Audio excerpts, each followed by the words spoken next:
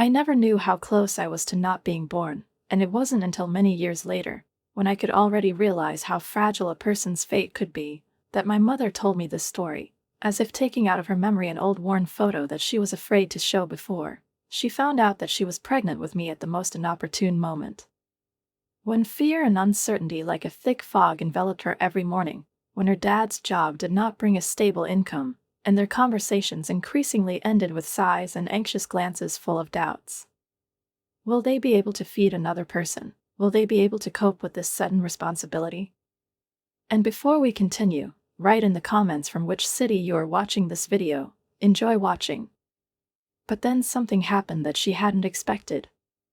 Dad's parents, my grandparents, are restrained but kind people. When they learned about the future addition, they not only did not condemn, as my mother had feared, but, on the contrary, they were delighted, as if the birth of a child was a long-awaited light for them among the routine days, and they did not hesitate to give their old but cozy home to the young.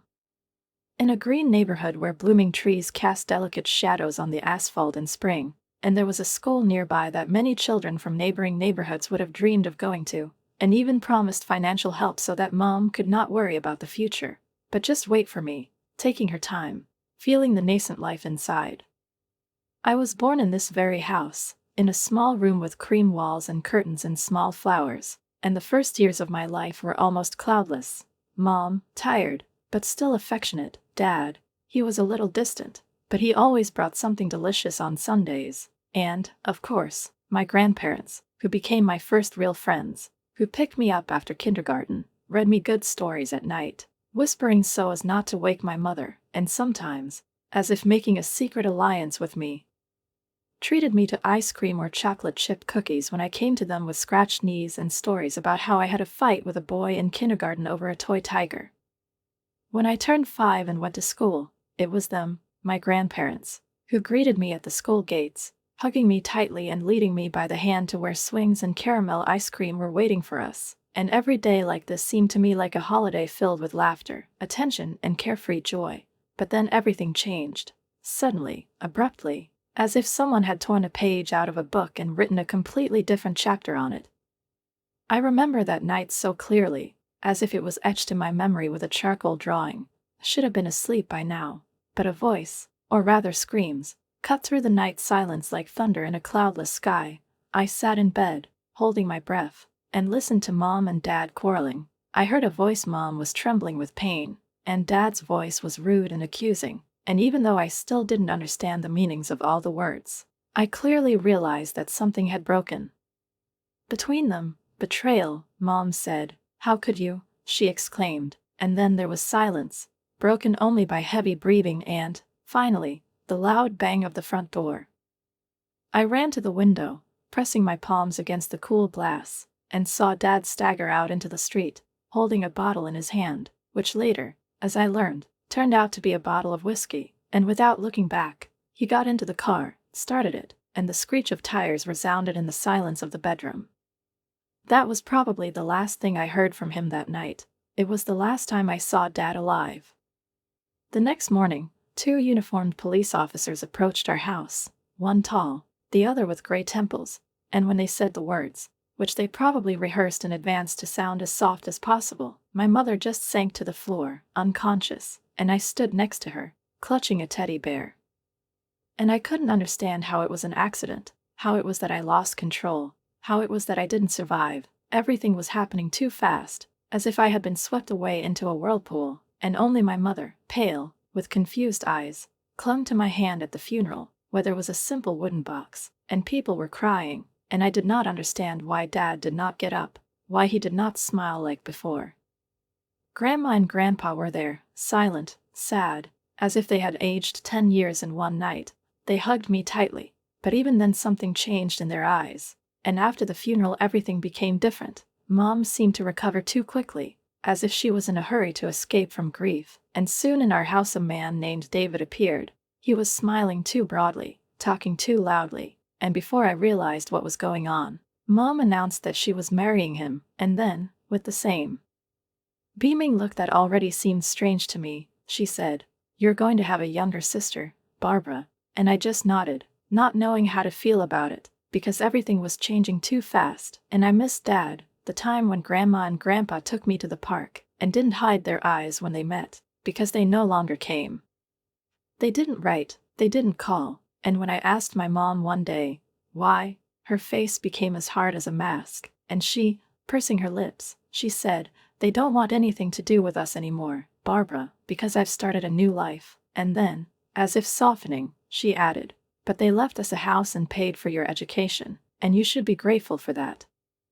My sister was born a few months later, too soon, as my mother said, and even though I was only 6 at the time and I didn't understand much, it still seemed to me that there was something wrong with her words, but I was too busy adjusting to a new home, to a new man, whom I was told to call Papa David, and to a life in which all the old things had disappeared, as if he had never existed at all.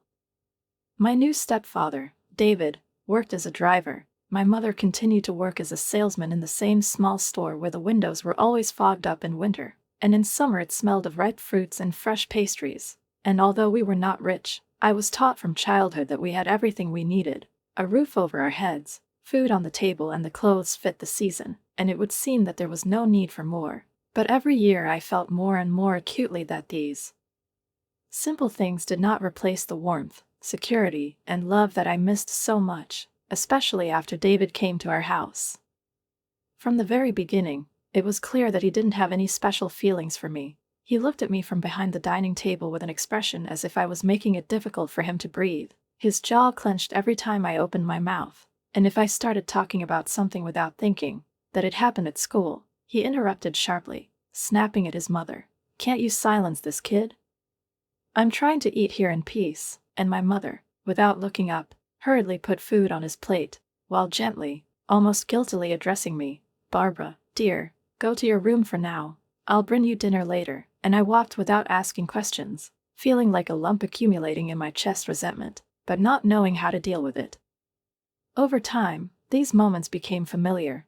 David was short-tempered, irritable. He seemed annoyed by my very existence, and he was especially angry when I stayed at home, when he could not get rid of my presence. There was not a drop of care in his words. He whispered insults when Mom left the room, a freeloader. He would throw through his teeth, and his face would be distorted with disgust, a burden, you know that no one wants you. I nodded silently, because the tears were no longer flowing. They were frozen inside, somewhere deep, and what else could I do? The contrast between the way he treated me and my younger sister was so clear that over time it became unbearably painful. He called her an angel, tossed her in his arms when he returned from work, and brought her dolls, soft toys, and sweets, addressing her in that sugary voice that made her I literally had goosebumps. "Here's my little flower. Daddy has a surprise for you." And my mother, seeing this picture, seemed really happy, desperately wanting to preserve this illusion of family comfort, and in order to avoid possible outbursts of anger from David, she began to do everything to make me as inconspicuous as possible. She took me to my room a few minutes before he returned, locked the door from the outside, and said in a whisper, "Barbara, let him rest for a while. Don't get mad, okay?" And I sat in my room, listening to laughter, the clink of glasses, and the sounds of evening dinner on the other side of the wall, and I didn't understand why am I not at this table? Why do I feel like a stranger in my own house? Every year the isolation became stronger and stronger. I was not invited to family holidays. I did not go on trips to David's friends and relatives, and if guests came to us, I was ordered to stay in the room and be silent so as not to upset David, and my mother, biting her lip and looking at me pleadingly, said, "You know what he's like, Barbara, let's just do as he wants." And I knew because I'd heard him scream more than once, watched his fist clatter to the floor more than once when something didn't go according to his script. I became quiet, inconspicuous, almost invisible, and maybe that had its own protection. I hardly talked to anyone at school. I tried not to draw attention to myself, but in my room, in the worlds I imagined, I could be anyone, a hero, a wizard, a time traveler, and in these stories I was loved, waited for, searched for, saved. When I turned 16, something happened that I did not expect, a change that at first seemed accidental, but then became a starting point. In the solitude of my room, I spent all my free time on the internet, and one day, almost by accident, I came across an ad from a small online publishing house that was looking for young authors to publish children's and teen stories. With trembling hands, I sent some of my stories there, written on scraps of paper saved on a laptop, hidden in folders under boring titles, and, to my shock, they liked them. It was as if someone had suddenly opened a secret door to a world where I was someone important. I was invited to collaborate, and soon I was not only writing short stories, but also helping to develop texts for educational applications, writing scripts, inventing characters, and for the first time in many years I felt like I was worth something. I earned my first money, not much, but honestly, on my own, and I was happy to watch new numbers appear in my small bank account. I didn't spend it, I saved it up, with a secret, sweet feeling of impatience that was previously unknown to me. One day, feeling especially brave after a large payment came to my account for a series of stories that I wrote at night, hiding from the noise and light in my room, I decided that it was finally time to share my small success with my mother, to tell her that I was able to achieve something without her participation, without David, just by myself, on my own and with my own work. And that evening, when we were alone in the kitchen, David went on another long trip, and my sister was with a friend for an overnight stay. With a tremor in my voice, I plucked up the courage and said softly, "Mom, I need to tell you something." She turned around, holding a wet towel in her hands, and I continued, "I work for a publishing house. I write short stories, and, well, I get paid, pretty well." And at the same moment her eyes, so tired and dull in recent years, suddenly widened, and for the first time in a long time she smiled the way she smiled when I was little, and her words, "Oh, Barbara, that's great. I always knew you were a smart girl." They made me feel a warm wave of something rising in my chest that I hadn't felt for a long time.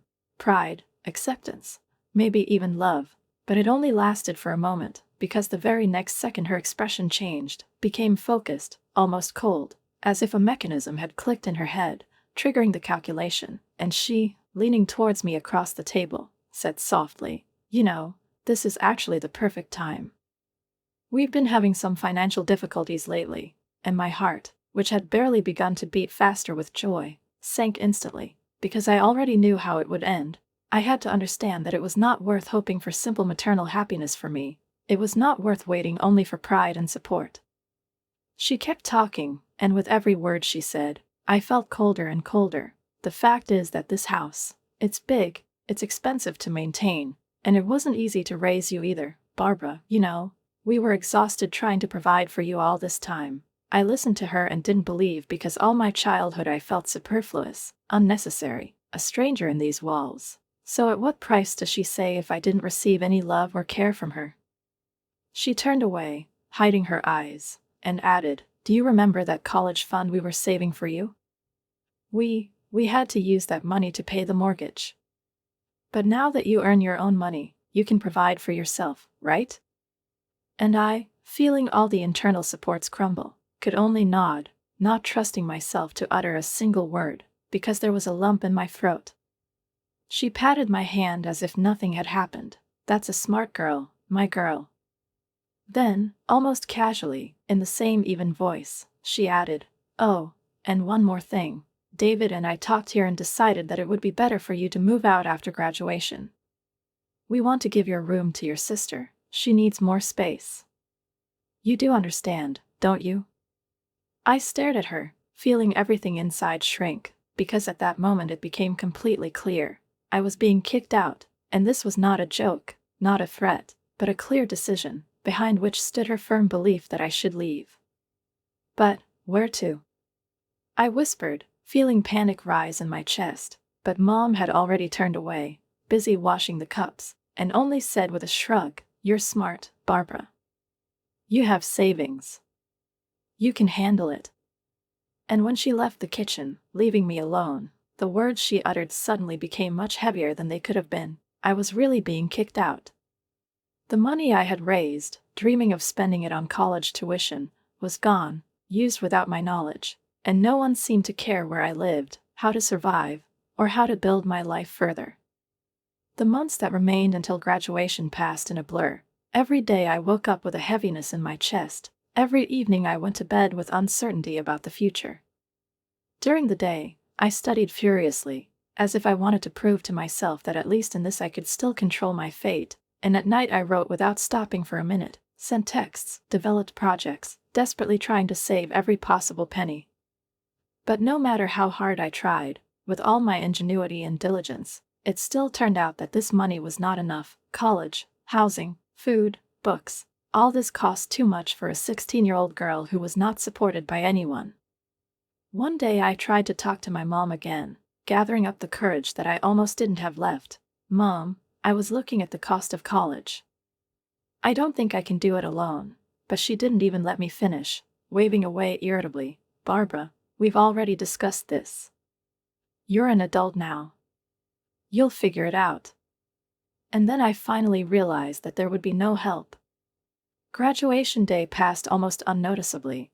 I should have been proud that I graduated with honors, that I went through all this and persevered, but there was an emptiness inside. And the next morning when my mother appeared at the door of my room with 2 cardboard boxes in her hands and beaming, as if it was about moving to a wonderful new world, she said, "It's time to pack your things, Barbara. Your sister is so happy that she's getting her new room." I couldn't find the strength to object or ask why.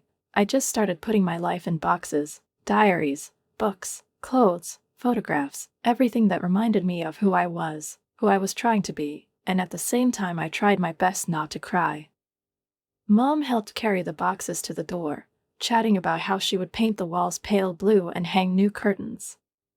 As I stood on the porch, my meager possessions neatly packed in 2 battered cardboard boxes at my feet, my mother hugged me quickly and awkwardly, as if she was afraid that if she stayed even a moment longer, she would change her mind, and pulling back, she said almost cheerfully, "Good luck there," and then without even looking into my eyes, she closed the door behind her, and I stood there for a few more seconds, stunned, unable to believe that everything had really happened, that now I know. Longer belonged in this house, the only one I had ever known, where I had learned to walk, read, to dream. Taking a deep breath, I picked up the boxes, hugged them to my chest and walked away, down a familiar path that suddenly seemed infinitely far from my childhood. With the few savings that I managed to collect through work, I rented a tiny studio in an old house with a peeling facade, in a deprived part of the city, where at night the frequent sounds of sirens kept me awake, where neighbors rarely greeted each other, and the windows were curtained around the clock. But it was mine, my space, my freedom, even if it's uncomfortable. I made the difficult but necessary decision to postpone college for a year, because I simply had no choice. I didn't have enough money, there was no support, and I focused on work, directing all my energy into letters and texts. I reached out to my contacts at the publishing house, almost begging them to give me additional projects, and to my great relief, the editor I was working with responded enthusiastically, "We were impressed with your work, Barbara. What do you think about trying your hand at a series of children's books?" And I jumped at this opportunity without hesitation, because it was a chance not just to survive, but to grow, create, and feel needed. I worked day and night, filling empty pages with words, giving birth to stories, images, and heroes, and although the work sometimes seemed exhausting, it gave me a feeling that I had missed all my life, the confidence that I could do something, that I had a goal, even if it was modest. But it's real. Living alone turned out to be not as easy as it seemed to me. I learned to plan a budget, choose the cheapest products, cook soups from leftovers and not forget to pay bills on time, learned to use public transport, not to get lost in the noise of the city, and even made several acquaintances in the building, the same young, lonely, confused as and I, with whom we sometimes sat in the evening in the shared kitchen, sharing instant noodles and conversations in which, for the first time in a long time, I felt like a part of something, albeit temporary. But despite all my efforts, the dream of college remained far away. Every time it seemed to me that I would finally be able to save enough, a new expense appeared, a pipe in the bathroom leaked. I had to call a master, the laptop's power supply burned out. I had to fix it urgently, because I couldn't work without it. I got sick, and the visit to the doctor ate up the rest of the stash. All this was throwing me back to zero, as if some invisible force was not allowing me to get higher. It had been almost a year since I left home, when one day the phone rang, and after taking a quick glance at the screen, I almost dropped it out of my hands. It was a number I hadn't seen in months, my mother's number. I almost didn't want to answer the phone, but something in the voice that I heard when I pressed the green button made me disgusted. It was sickly sweet, deliberately affectionate, almost alien. "Barbara, honey, how are you? I've missed you so much. Why don't you come over for the weekend?" And even though my heart was immediately filled with anxiety, and everything in me screamed that this was not just an outburst of longing, but something else, I agreed, not so much out of a desire to see each other, but out of pure curiosity, which turned out to be stronger than fear. I packed a small travel bag, which contained everything I needed, and set off on my way, nervous, wary, not knowing what to expect. When I arrived, and I was standing on the threshold of a painfully familiar house, my mother greeted me with such warmth that it seemed to me like a fake scene from a poorly played play. She hugged me tightly, bombarded me with questions, looked too intently. "Oh, Barbara, poor thing, you must be tired after the journey. Why don't you sleep in your sister's room? She can spend the night in the guest room." I nodded, not wanting to start an argument, especially under the gaze of my sister, who, already a teenager, rolled her eyes and left, clearly unhappy that she would have to share the space. In the morning, I woke up to the sound of familiar but long, forgotten voices, and when I went down to the kitchen, I froze in the doorway. My grandparents, my father's parents, whom I hadn't seen since childhood, but who recognized me immediately, were sitting at the table. Grandma jumped up, her eyes lit up. "Barbara, oh, look how you've grown." I stood in a daze while they talked, explained that they were moving to a nursing home soon, and Grandpa, in a voice hoarse with age and pent-up feelings, said, "Before we left, we wanted to make sure that it's good that you're happy," and Grandma added, "Tell us about the college where you study, dear." I opened my mouth, not knowing what to say, but my mother, not letting me answer, exclaimed, "Oh, Barbara is a great student. The best in the class, as always," and I, looking at her, could not believe how easily this lie came out of her mouth. Grandma and Grandpa nodded and smiled, but there were still doubts in their eyes, and Grandma, gently but confidently, said, "That's great, but can we have a little private talk with Barbara? We would so much like to make up for lost time," and I noticed a real panic flash across Mom's face. "Oh, I don't think that's necessary. Barbara is very busy, isn't she, dear? Actually, we should probably wrap things up slowly," Mom interrupted the sudden tension in the room, turning to Grandpa and Grandma with unnatural animation, catching their gaze, which was more wary than agreement, quickly turned the conversation to the weather, the prices in the supermarket, my sister's school achievements, and the rest of the visit was like a play in which the actress does not believe her text, but is forced to play the role to the end, not allowing me to insert a word. I sat there, feeling something inside me ripen, grow, and expand with every word she said. When the visit came to an end, my grandmother, as if sensing my mute confusion, quietly touched my hand and put something in it, squeezed her fingers and whispered, "Call me, okay, honey?" I nodded, unable to speak. As soon as they left, the mask on Mom's face immediately slipped off. Her smile disappeared, giving way to the cold indifference that I knew all too well.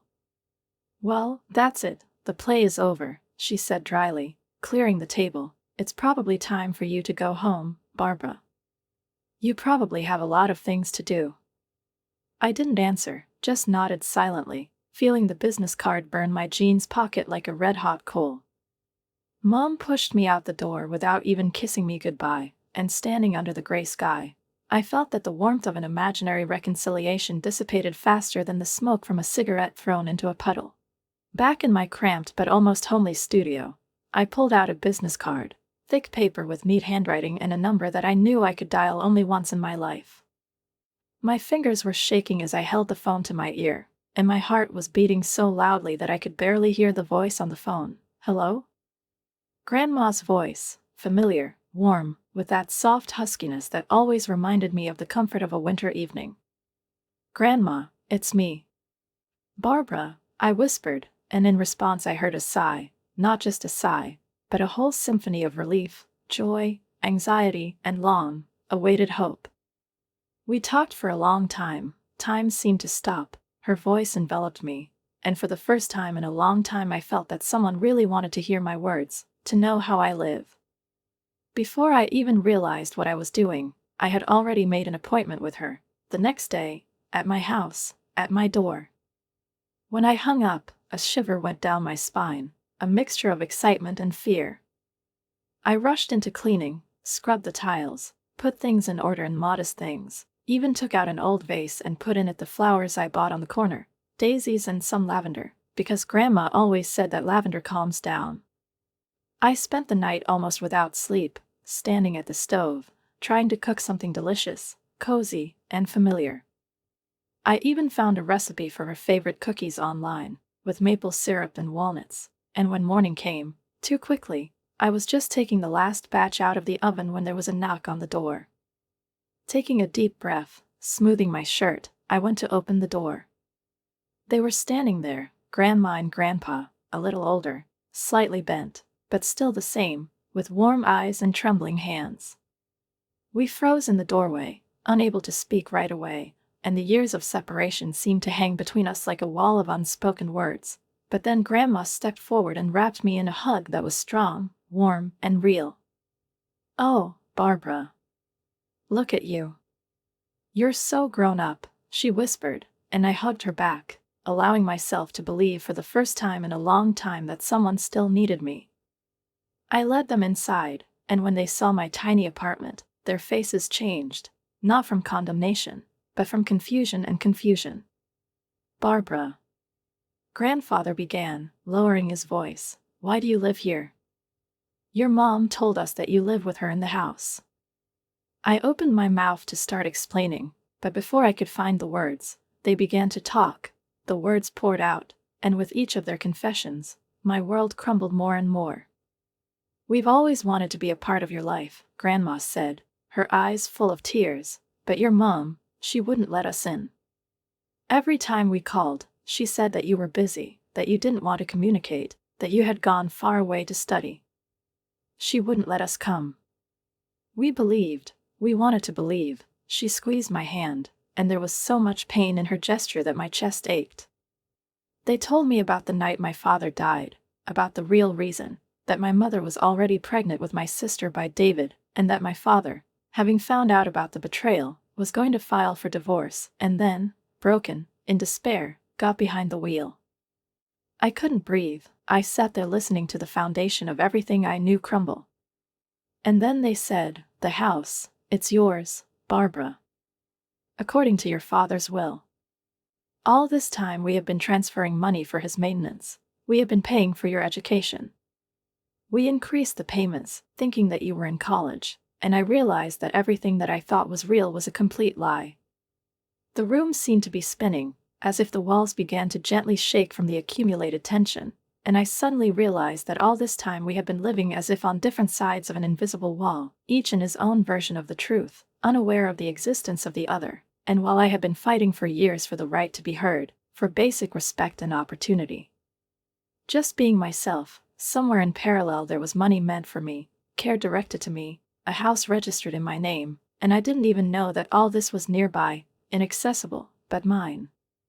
"We wanted to make sure that you were comfortable living in this house, that everything was in order," Grandpa added softly, his gaze now as sharp as a knife blade. "That's why we came yesterday." He didn't finish, because I was already sitting speechless, looking at him and then at Grandma, feeling the world shifting under my feet, and unable to believe the weight of their words. It was as if I was slowly drowning in a viscous swamp of emotions, each of which was bright and heavy: anger, from which the pulse beat in my temples; betrayal, stuck like a bone in my throat; and longing for a childhood that I didn't have, because all I knew were walls, doors, locks, and silence. "I don't understand," I stammered. "All this time, the money, the house, was it mine?" Grandma put her wrinkled hand on my arm, squeezed it tightly, with the confidence I so lacked, and said, "Tell us everything, Barbara. We need to know the truth." And I told him. I talked for a long time, incoherently, dredging up memories that had accumulated over the years, about cold looks, about days spent alone, about how I was locked up like a secret shame, and no one was allowed to talk to me about David's evil words, about the fear in which I lived, about how I was kicked out with several boxes of things, left alone, without support, without explanations, with an emptiness in my chest and hope only for myself. I told him how I worked without looking up, writing fairy tales for other people's children, living in a tiny apartment, trying to save up for college, which I had dreamed of since childhood, not knowing that somewhere there was money intended for my maintenance. I watched as my grandparents' expressions changed as I spoke. First there was shock, then anger, and when I finished, grandfather's face turned purple, his hands clenched into fists, and his voice, low and trembling, growled, "This is unacceptable. What your mother did was stealing. This is violence. We're going to fix this, Barbara. I promise you." And, as promised, they didn't hesitate. The very next day, work began. They hired one of the best lawyers in the city, a man who specialized in family law, and over the next weeks I watched in awe as they tirelessly, step by step, sought justice. The trial was exhausting. Mom and David tried to portray me as ungrateful, deceitful, rebellious, making it look like I left on my own without appreciating their sacrifices, but we had documents, certificates, bank statements that clearly showed how the money intended for me had been transferred to Mom's accounts for years, as well as testimony from neighbors who talked about my isolation and the screams coming from behind closed doors. It all added up to a picture that couldn't be ignored. In the end, the judge, a stern woman with a tired but fair look, ruled in our favor. Mom and David had to immediately leave the house, which legally belonged to me according to my father's will, and were also required to pay the entire amount of unpaid alimony, money that I did not even expect to see. When we left the courtroom, I felt no elation, only deep, heavy relief, which contained not only the truth, but also the bitterness of loss. Yes, now I had a home, but at what cost? The family that I knew, even in its distorted form, disappeared, collapsed forever, and in its place there were only fragments from which something new had to be built. This new one was Grandma and Grandpa, the only people whose love turned out to be genuine, whose care, albeit distant, had been living and waiting all this time. They helped me move into a house that once seemed like a prison to me, but now, freed from their presence, it became my home, where I could breathe freely.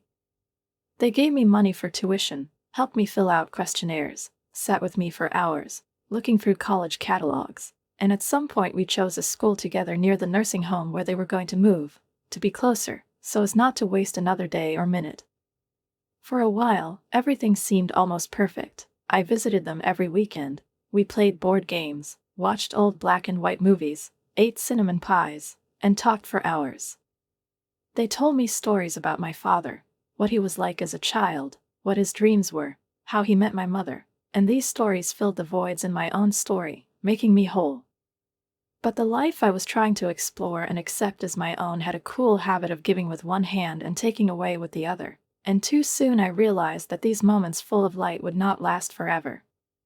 Just as I was settling into my new life, gradually finding a balance between the memories that still weighed heavily on my heart and the present, which, for the first time in my life, was filled with light, acceptance, and silence without fear, a tragedy happened that tore this fragile harmony apart. First, Grandpa died. It happened suddenly, swiftly, like a blow that no one expected. A heart attack took him right out of his chair in their new room at the nursing home, where he had been reading the newspaper and grumbling at the TV that morning. I arrived as quickly as I could, but it was too late. The doctors said that he was not suffering, that everything happened instantly, but these words did not make me feel better. Grandma, always strong, a little grumpy, but glowing with special warmth, lasted only 2 months. The doctor again said that the reasons were natural, age, part, but I knew that wasn't the point. I knew that without him she just lost the will to hold on to life. Their departure was like a wave that knocked me off my feet when I just learned to stand. I had just found them, had just begun to believe that I could heal my wounds, build something solid, and suddenly there was emptiness. Left alone, I hid in my studies as before, immersed myself in books, lectures, projects, and attempts to numb the pain. But every holiday, every morning of birth, every grade, every victory, everything echoed in the void they left. Years passed, and life, despite everything, continued to flow. I graduated from college with honors, having received a job offer at the very publishing house where, as a girl, I first learned that my words could mean something. My inheritance from my grandparents allowed me to buy a small but cozy apartment next to the office, a place where my paintings hung on the walls, books were on the shelves, and the park was visible from the window. I rented out my childhood home and the one that I inherited from my grandparents, and for the first time in my life I felt stability, confidence, and peace that was not an illusion. I had friends, a full-fledged career, small habits, and big dreams, and this feeling of harmony, which I had been striving for so long, finally became mine. But, as often happens, life knows how to throw up challenges just when it seems that everything has finally settled down. One quiet Sunday, when I was just pouring myself a cup of tea, the phone rang. The number wasn't saved, but one look was enough for me to understand that it was her. My mother. My heart sank and my palms began to sweat, but I picked up the phone anyway, already preparing in advance for what would follow. "Barbara, honey, how are you?" Her voice was sickly sweet, with the same intonation that I remembered too well, hated too well, an artificial kindness that always hid I needed. Before I could say anything, she began her speech, sobbing, with pauses, dramatically. "My sister is pregnant. A man left her. They live with David in a cramped rented apartment. There is no money, there is no strength, there is no hope." I thought, "You own that house, the house where you grew up. Maybe we could, for a while, just until we get back on our feet." The voice became more and more pitiful, more and more lingering, and a storm rose inside me. I listened without interrupting as she moved from pleading to manipulation, from tears to accusations, from "we are a family" to "you have to." And then everything came up, the nights in a locked room, the indifference, the cold, the contempt, the day I was kicked out as an unnecessary thing, without a single question about where I would go. I was silent until I felt that the words inside were ready to break through. "Family?" I said, and my voice was low, calm, but firm. "Where was this family when you closed the door behind me, when you took my money, when you pretended that I didn't exist? Where was she when I needed at least a little love?" "Barbara," she began, but I interrupted, not wanting to listen any more. "It's not in the past, Mom. It's right now. You only call me when you need something again. You're not looking for reconciliation. You're looking for a benefit. But I'm no longer the scared girl you told to figure it out for yourself." Silence hung in the receiver, dull, tense. I added, repeating the same words she once threw after me when she kicked me out, "Good luck. You're going to need it." And without waiting for her answer, I hung up the phone. My hand was shaking when I opened the phone settings to block the number, but with this action, an invisible weight that I had been carrying for years seemed to fall from my shoulders, the burden of rejection, pain, and expectations that were not destined to come true. And at that moment, I realized that I was finally free. Write a comment on what you think about this story and don't forget to subscribe to the channel and like it. See you soon.